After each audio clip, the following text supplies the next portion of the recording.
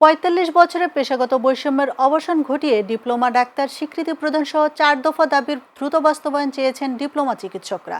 তারা বলেন, চলমান স্বাস্থ্য সংস্কার কমিশন উদ্দেশ্য প্রণোদিতভাবে উপসহকারী চিকিৎসকদের পুরো ব্যবস্থাকে ধ্বংসের পথে ঠেলে দিচ্ছে।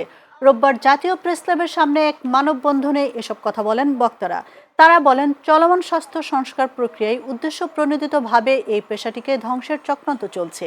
সংস্কার প্রস্তাবে উপসহকারী চিকিৎসকদের জন্য কোনো কার্যকর সুপারিশ নেই, বরং ডিএমএফ ডিগ্রিধারীদের সম্পূর্ণভাবে উপেক্ষা করা হয়েছে। এতে তাদের দীর্ঘদিনের অবদান ও পেশাগত ভবিষ্যৎ চরমভাবে হুমকির মুখে পড়েছে। তারা বলেন, ৩০,০০০ ডিপ্লোমা চিকিৎসক বেকার রয়েছে, অথচ ইউনিয়ন ও উপজেলা পর্যায়ে ৫,০০০ পদ খালি রয়েছে। এতে তৃণমূল স্বাস্থ্য ব্যবস্থাও ভেঙে পড়েছে। গ্রাম বাংলার সাধারণ মানুষের স্বাস্থ্য সেবা উন্নয়নে কাজ করে যাচ্ছি।